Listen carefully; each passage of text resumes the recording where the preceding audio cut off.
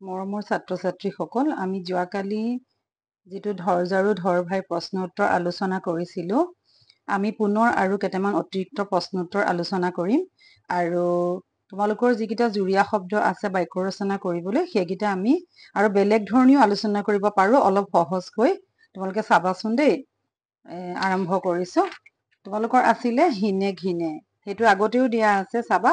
উপায়বিহীন লোকেহে হিনে ঘিনে হলেও আনৰ জেলামি কৰিবলৈ বাধ্য হয়।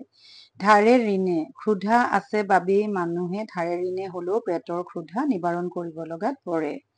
ঘৃণা ঘৃণী, আনৰ প্ৰতি ঘৃণা ঘৃণী কৰাটো সজলোকৰ কৰ্ম নহয়। জাহি জাবৰ, বহুদিন পৰিয়ালটো ঘৰত নথকাত চোতালখন জাহি জাবেৰে ভৰি পৰিছে। সাৰি পুচি, পুৱা গধূলি মানুহে ঘৰ চোতাল সাৰি পুচি ঘৰখন পৰিষ্কাৰকে ৰাখে। মলি মামৰ, অস্ত্ৰ শস্ত্ৰৰ মলি মামৰ গুচাই নাথাকিলে অস্ত্ৰ শস্ত্ৰ ভূতা হৈ পৰে। তাৰপিছত চোৱা মূৰ্ধন্য ন হোৱাৰ কাৰণ, সোণ। স্বাভাৱিকতে মূৰ্ধন্য ন হৈছে সোণত। ঘৃণা, ৰিৰ পাছত থকা দন্ত্য ন মূৰ্ধন্য ন হৈছে। ঋণ, ৰিৰ পাছত থকা দন্ত্য ন মূৰ্ধন্য ন হৈছে। বিপৰীত শব্দকেইটা চোৱাচোন, আমি এনেকে কৰিব পাৰো। ঘৃণা, আদৰ বা সমাদৰ, স্বাৰ্থ নিস্বাৰ্থ, জীৱন মৰণ, ভীৰু বুলি ক'ব পাৰো। তাৰপিছত আমি আগতেও আলোচনা কৰিছিলো যে ধৰভাই ধৰঝাৰু কবিতাটোৰ ৰচক কোন।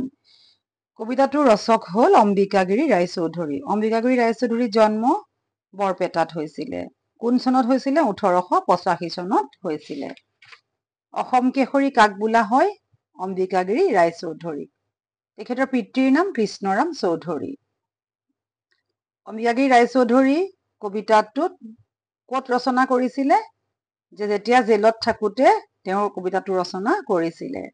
তেওঁ সশ্ৰম কাৰাদণ্ড বিহা হৈছিলে কোন চনত? 1921 চনত। তেওঁৰ মৃত্যু কোন চনত? 1967 চনত। অম্বিকাগিৰি ৰায়চৌধুৰী অসম সাহিত্য সভাৰ কোনখন অধিৱেশন সভাপতিত্ব কৰিছিলে? মাৰ্ঘেৰিটা। তেওঁৰ এখন কবিতা পুথি তুমি, আৰু তেওঁ এখন কাকত চেতনা, আৰু এখন নাটক জয়দ্ৰথ বধ, এখন গদ্য পুথি আহুতি। আৰু চেতনা কাকতখন কেনেকুৱা প্ৰকৃতিৰ কাকত আছিলে? জাতীয়তাবাদী প্ৰকৃতিৰ। জাতিৰ জাৰুদাৰ বুলি কবিয়ে কাক বুজাইছে? প্ৰতিজন মানুহক। আকৌ চোৱা চমু উত্তৰ। কবিতা পুথি কেইখনৰ নাম চোৱাচোন। তুমি, বীণা, অনুভূতি, বেদনাৰ উল্কা আৰু বন্দো কি ছন্দেৰে। নাটক কেইখন কল্যাণময়ী, তিনিখন আছিলে, জয়দ্ৰথ বধ আৰু ভক্ত গৌৰৱ। আৰু গদ্য পুথি চোৱা, ডেকা ডেকেৰী বেদ আৰু আহুতি। ইয়াৰ পিছত চোৱা, ধৰঝাৰু ধৰভাই কবিতাটিৰ মাজেৰে কবিয়ে আমাক কি আহ্বান জনাইছে। ধৰঝাৰু ধৰভাই কবিতাটিৰ মাজেদি কবিয়ে আমাৰ পৰস্পৰৰ মাজত থকা মৌলিক স্বৰূপ হিংসা, দ্বেষ, ভেদাভেদ, ঘৃণা আদিৰ অৱসান ঘটাই সকলোৱে ঐক্যবদ্ধ হৈ দেশৰ হেৰুৱা স্বাধীনতা ঘূৰাই আনিবলৈ আহ্বান জনাইছে। ধৰঝাৰু ধৰভাই কবিতাটিৰ কি ভাৱ ফুটি উঠিছে? পৰাধীনতাৰ গ্লানি আৰু স্বদেশ প্ৰীতিৰ অনুৰাগ। কৰিলোতো ইমান দিনে পৰ গোলামী হিনে ঘৃণে বুলি কবিয়ে কাক কি গোলামী কৰাৰ কথা কৈছে। ইংৰাজসকলে আমাৰ দেশক পৰাধীনতাৰ শিকলি পিন্ধাই দেশ শাসন কৰিছিল বাবে দেশবাসী ইংৰাজৰ শাসনাধীন হব লগাটোকে ইংৰাজৰ গোলামী বুলি কবিয়ে কৈছে।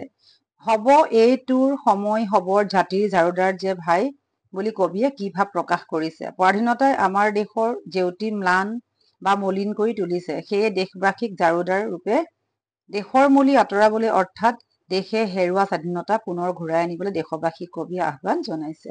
নহলে যে বিশ্বসভাত নহব তোৰ বহাৰ ঠাই। উক্ত কবিতা ফাঁকি পৰাধীন দেশে বিশ্বৰ স্বাধীন দেশবোৰৰ সৈতে একেলগে শাৰী পুৰাব বা আসন লাভ কৰিব নোৱাৰে। সেয়ে বিশ্বৰ স্বাধীন দেশৰ সৈতে আসন লাভ কৰিবলৈ আমাৰ দেশকো স্বাধীন কৰাৰ বাবে দেশবাসীক কবিয়ে আহ্বান জনাইছে। ইয়াৰ পিছত আছিলে ব্যাখ্যা কৰা। সাতাম পুৰুষৰ আহা সোণৰ চোতাল ঘৰ, কত যুগৰ ভূষৰ পৰি আছে যে পোত খাই। ওপৰত তুলি দিয়া কবিতাংশ অসম কেশৰী অম্বিকাগিৰি ৰায়চৌধুৰী ৰচিত ধৰঝাৰু ধৰভাই নামৰ দেশপ্ৰেমমূলক কবিতাটোৰ পৰা উদ্ধৃত কৰা হৈছে। কবিয়ে পৰাধীন দেশ আৰু দেশবাসীয়ে ভুগি থকা হোৱা দুৰৱস্থা তথা দেশৰ মলিন বেশক উপলক্ষ্য কৰিয়ে উদ্ধৃত কবিতাংশৰ অৱতাৰণা কৰিছে। আমাৰ দেশ আৰু দেশবাসীৰ অতীত আছিলে গৌৰৱময় আৰু ঐতিহ্যময়। সাতাম পুৰুষৰ পৰা অৰ্থাৎ প্ৰাচীন কালৰ পৰাই এই দেশ ধন সম্পদ ঐতিহ্যশালী আছিল। দেশৰ এই সমৃদ্ধিশালী অৱস্থাটোক বুজাবলৈ কবিয়ে সোণৰ চোতাল ঘৰ বাক্যাংশত প্ৰয়োগ কৰিছে। কবিয়ে আমাক অতীত গৌৰৱৰ বিষয়ে সজাগ কৰি দিয়াৰ লগতে সেই সোণৰ চোতাল ঘৰ অনেক বছৰৰ ধূলি মাকতি আৱৰ্জনাই ভৰি পৰিছে বুলি কৈছে। সেয়ে অতীতৰ সোণৰ চোতাল ঘৰ পুতি পেলোৱা ধূলি মাকতি আৰু আৱৰ্জনাসমূহ আঁতৰাই ঘৰ চোতাল পৰিষ্কাৰ কৰিবলৈ অৰ্থাৎ দেশে হেৰুৱা স্বাধীনতা ঘূৰাই আনিবলৈ উক্ত কবিতা ফাঁকিৰ মাজেদি দেশবাসীক আহ্বান জনাইছে। কৰিলেতো ইমান দিনে পৰ গোলামী হীনে ঘীনে পূজা দিলি পৰচৰণত জীৱন ঢালি ধাৰে ঋণে। এই কবিতা ফাঁকি বিপ্লৱী কবি অম্বিকাগিৰি ৰায়চৌধুৰী ৰচিত ধৰ ঝাৰু ধোৱা ভাই নামৰ কবিতাটিৰ পৰা তুলি দিয়া হৈছে। পৰাধীন দেশক দেশবাসী দুৰৱস্থাৰ কথা কবলৈ কবিয়ে উদ্ধৃত কবিতা ফাঁকি অৱতাৰণা কৰিছে। ইয়াত পৰাধীন ভাৰতবাসীয়ে ইংৰাজ শাসনাধীন হৈ বিদেশী শাসনৰ হুকুম মতে চলিব লগা হোৱা অৱস্থাটোকে পৰৰ গোলামী কৰা বুলি কবিয়ে অভিহিত কৰিছে। ইংৰাজ সকলে এই দেশৰ শাসন চলাই সেই দেশৰ ধন সম্পদো লুটিপুতি স্বদেশলৈ লৈ গৈ আমাৰ দেশৰ সাধাৰণ লোকৰ অৱস্থা পানীত হাঁহ নচৰা বিধৰ কৰি তুলিছে। দেশবাসীৰ এই আৰ্থিক দুৰৱস্থাক কবিয়ে ধাৰে ঋণে জীৱন নিৰ্বাহ কৰিব লগা হোৱা বুলি কৈছে। ইয়াৰ লগতে এনে অৱস্থাত দেশবাসীয়ে হেৰুৱা স্বাধীনতা ঘূৰাই আনিবলৈ সজাগ হৈ নুঠা দেখি কবিয়ে খেদ প্ৰকাশ কৰিছে। কবিৰ আহ্বান দেশবাসীয়ে এই দুৰৱস্থাৰ প্ৰতি সজাগ হৈ উঠক আৰু দেশৰ স্বাধীনতা ঘূৰাই আনিবলৈ সকলোৱে একগোট হওক আৰু একতাৰ শক্তিৰে দেশৰ স্বাধীনতা ঘূৰাই আনক। তাৎপৰ্য বুজাই লিখা। এই হল তোৰ সময় হবৰ জাতিৰ জাৰুদাৰ যে সেই ভাই।